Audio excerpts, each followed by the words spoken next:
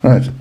I want to get on to the subject of coordinate geometry and just want to cover the basics in a series of a few videos. I'm beginning to assume for this that anyone listening to this knows what we mean by an x-axis and a y-axis and what we mean by coordinates. So, the first thing we want to do is, if we're given the coordinates of 2 points, how are we going to find the distance between these? So let me draw a little diagram here, just to help the eye. Y-axis goes vertically. The horizontal axis is called the x-axis.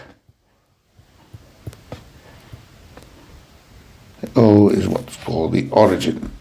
And those are at right angles to each other.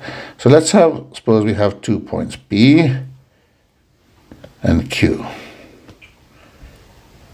And the coordinates are as follows. For Q it's x2, y2, and for P x1, y1.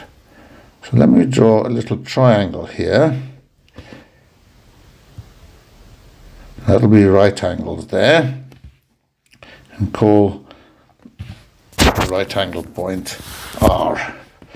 So we can use Pythagoras' theorem for this, and PR, length PR, is the difference between the x coordinates, so that's x2 minus x1, and the distance QR is the difference of the y coordinates, y2 minus y1. So those are the two lengths, and PQ squared equals PR squared plus QR squared. That is using the famous theorem of Pythagoras, and substituting in the coordinates, that'll be x2 minus x1 squared plus y2 minus y1 squared. And that is basically all there is to it. Okay, when you've worked out what this underlined term is here, all you do is find the square root, and that gives you the length of the line segment PQ. We can extend this to a three-dimensional case. So this can be extended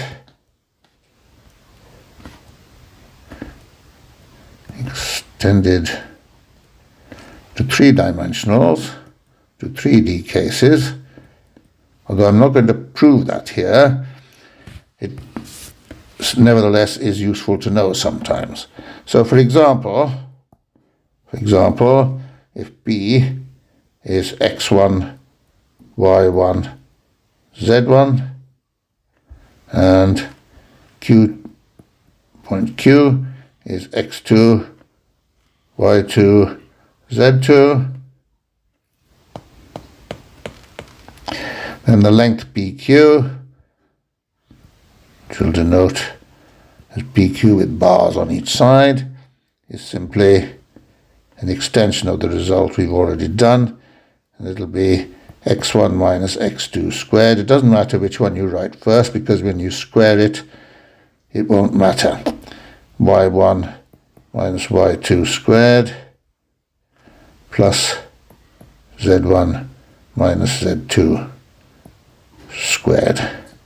And just as a little illustration,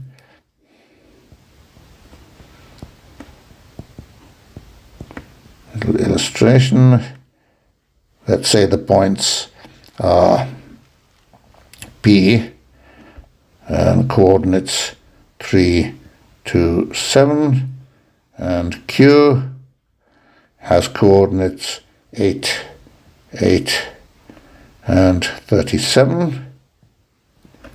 Let's see what that will give us for the length of PQ. So PQ will equal the square root of